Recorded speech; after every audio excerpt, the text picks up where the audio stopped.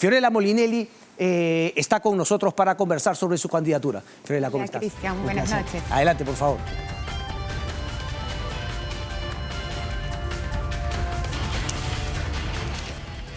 ¿Cómo estás, Fiorella? Un gusto tenerte por aquí. Muchas gracias, Cristian. Es la primera vez acá. Sí, cuéntame un poco.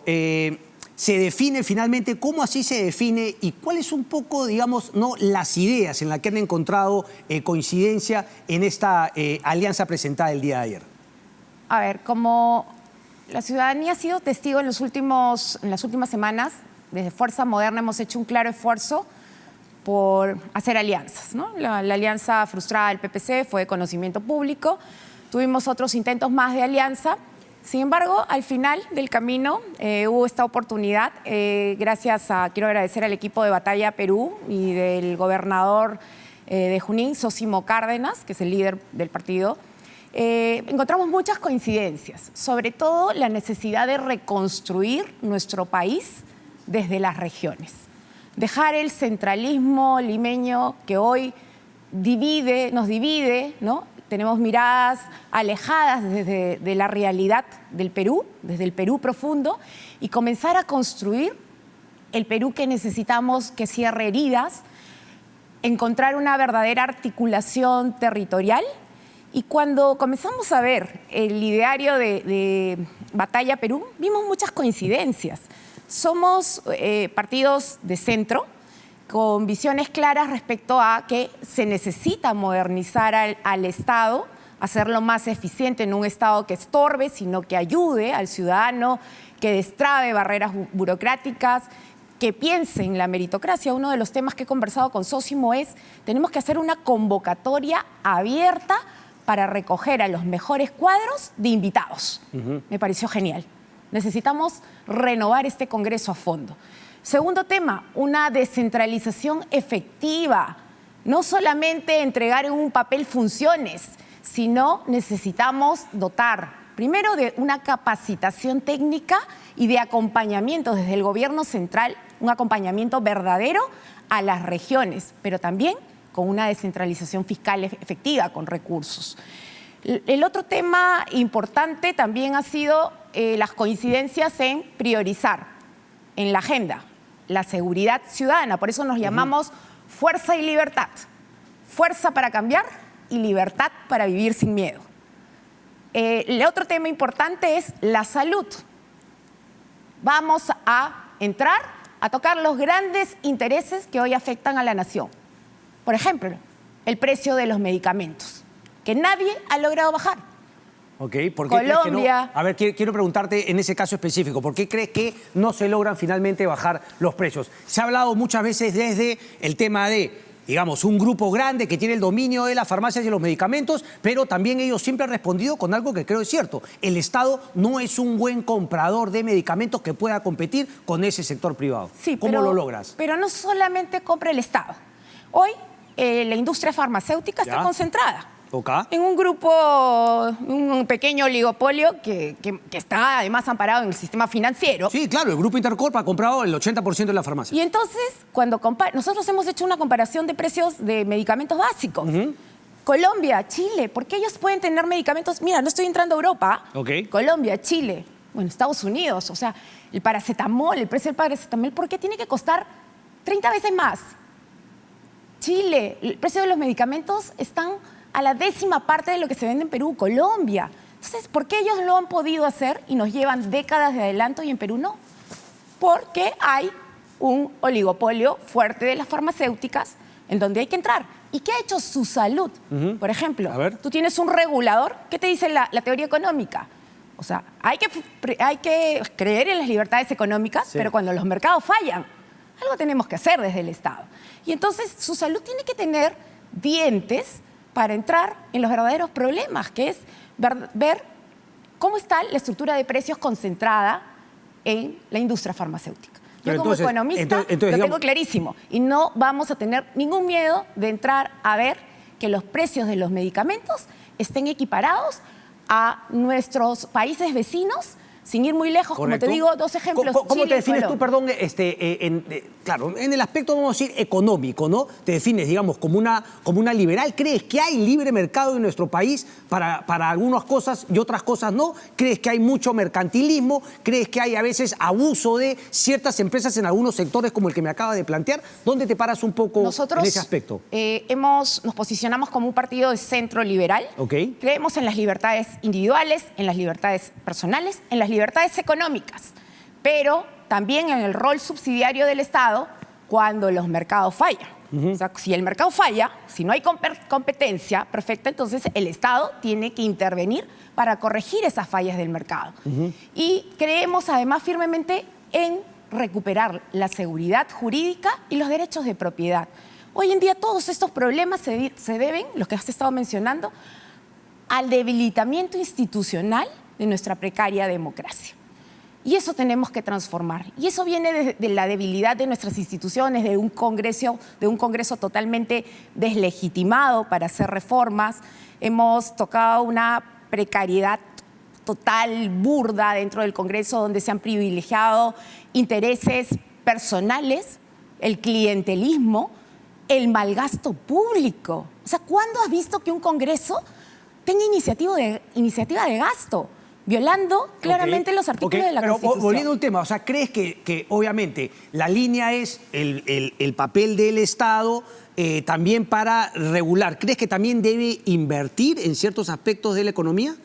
¿Crees que debe ser propietario? No hablo de los servicios básicos de salud, educación. Te hablo, por ejemplo, de un Petroperú, de una empresa en algún sector no fundamental, como podría ser el petróleo, el gas, etcétera. Ahora, por ejemplo, que se habla de un descubrimiento. ¿Qué papel crees que debe cumplir el Estado? Y quiero un poco conocer en dónde te posicionas al respecto. A ver, por ejemplo, en el tema de Petroperú, tengo claro que no podemos seguir regalando el dinero de todos los peruanos. Okay. Y los peruanos estamos convencidos de eso. Okay. Tiene que haber una participación mayoritaria del sector privado, claramente, para hacer una transformación y acabar con el malgasto de todos los peruanos, que se traducen en menos escuelas, en menos hospitales, en menos conectividad, menos carreteras.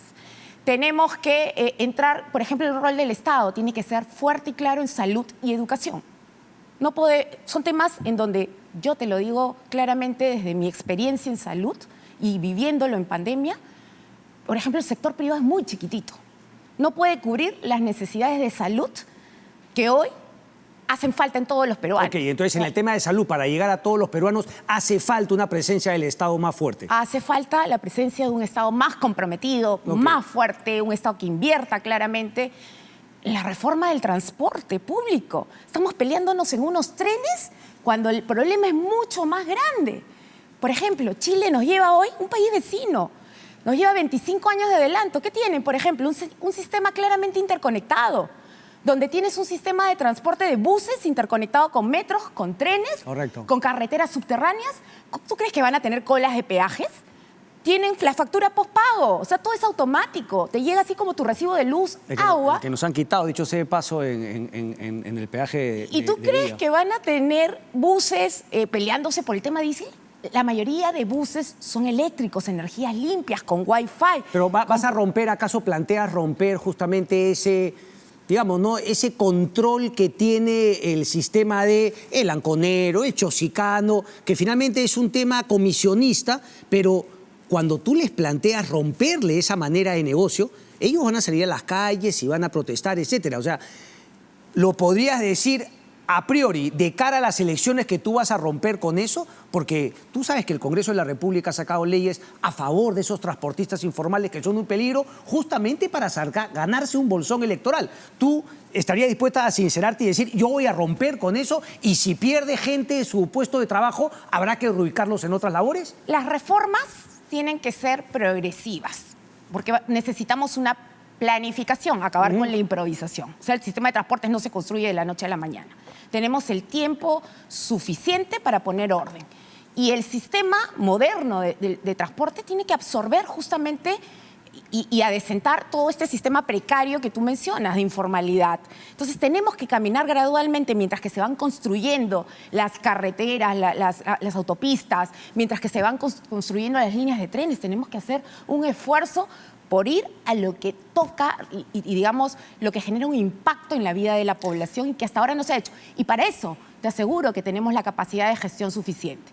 Ahora, nada que se hace, digamos, al caballazo, a la imposición, nos lleva a que las cosas funcionen.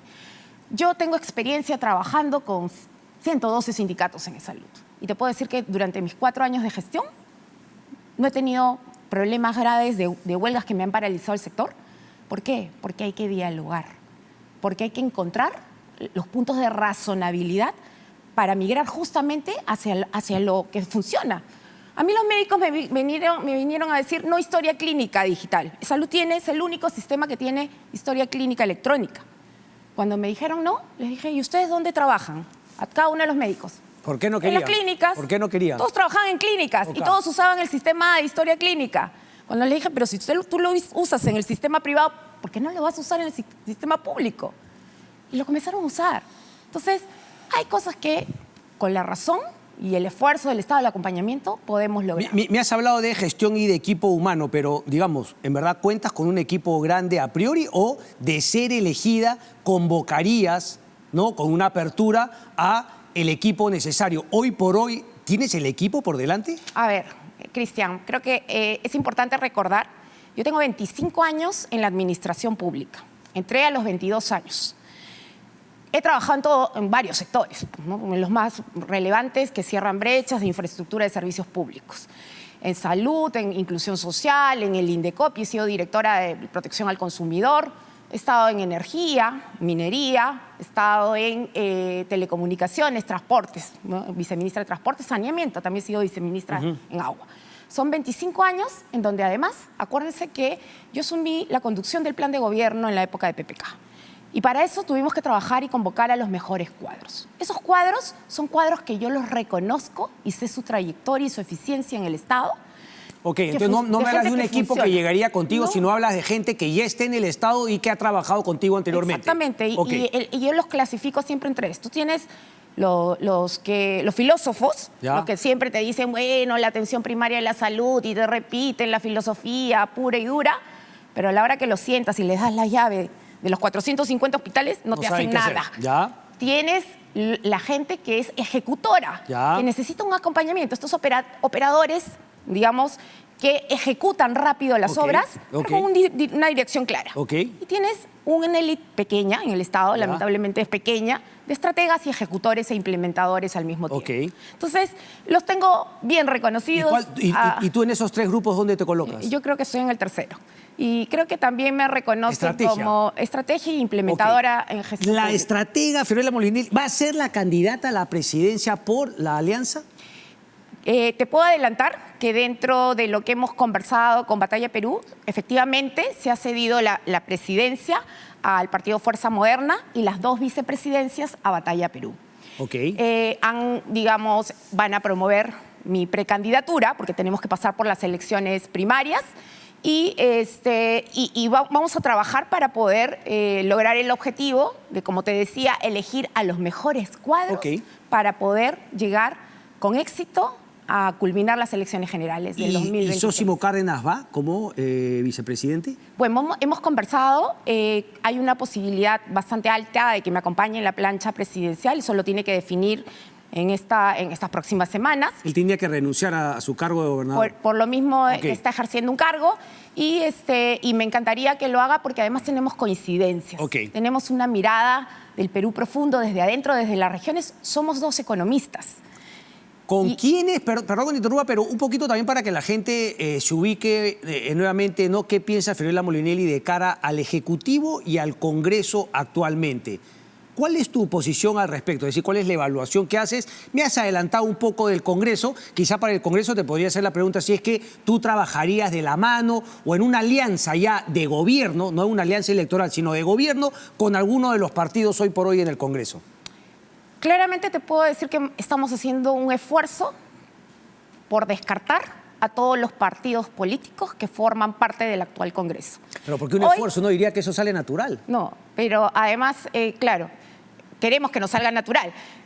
Hoy día la mesa directiva representa una vez más la decadencia política del Congreso, donde tenemos un fujimorismo con valores antidemocráticos claramente vistos, un Valdemar Cerrón que vino a decir que iba a levantar la bandera de los pobres y lo vamos a recordar por su condecoración a Dayanita. Tenemos a Illich López, un niño sentado en la mesa directiva. Parece una broma, parece un chiste, pero es la realidad. Está Gerí y Fernando Rospigliosi. Y tenemos a una persona que es acusada por presuntos actos de violación. Sí. Entonces, es el Congreso más desprestigiado. Y el Fujimorismo, Keiko Fujimori, no ha tenido ningún reparo en cogobernar de la mano de Perú Libre, sometiendo además... ¿Con Alianza para el Progreso tampoco? Al Ejecutivo, ¿no? ¿Con Alianza para el Progreso? De ninguna manera. Tampoco. No, además han cuoteado. Correcto. Y déjame preguntarte por Martín Vizcarra. ¿Cuál es tu posición respecto de Martín Vizcarra? Y si es que con él harías algún tipo de alianza, ¿cuál es tu opinión de él, de su partido, de su situación actualmente? Yo he sido muy clara en deslindar desde el primer momento. Mi trabajo con él ha sido meramente profesional. Me tocó estar de viceministra de Transportes cuando él fue ministro de Transportes. Ahora, mi posición es, en primer lugar, creo que no contribuyó a la unión del país porque lo que hizo fue, de alguna manera, judicializar la política y generar aún más, digamos, agravar la crisis institucional. Y con el que se vayan todos, terminó siendo él víctima de este debilitamiento institucional, en donde él también se terminó yendo junto con el que se vayan todos. Entonces, eso no ayuda al país. El país tiene que cerrar heridas. Ya estamos hartos de los discursos extremos, han fracasado tanto las izquierdas como las derechas. Hoy necesitamos que la gente sienta realmente las bondades de las políticas públicas. O sea, la gente quiere sentir qué es lo que el Estado está haciendo por mí. O sea, tienen un Estado que les estorba, en lugar de un Estado que los acompaña, que puede mostrar con transparencia cuáles son sus logros en salud, en educación, en seguridad ciudadana. Tenemos a una DINA que lamentablemente nos ha dejado mal a todas las mujeres, y eso hay que reivindicar. O sea, las mujeres no nos podemos quedar tranquilas, donde claramente sus prioridades han sido sus cirugías, sus relojes, sus waikis, su aumento de sueldo y ahora sus viajes.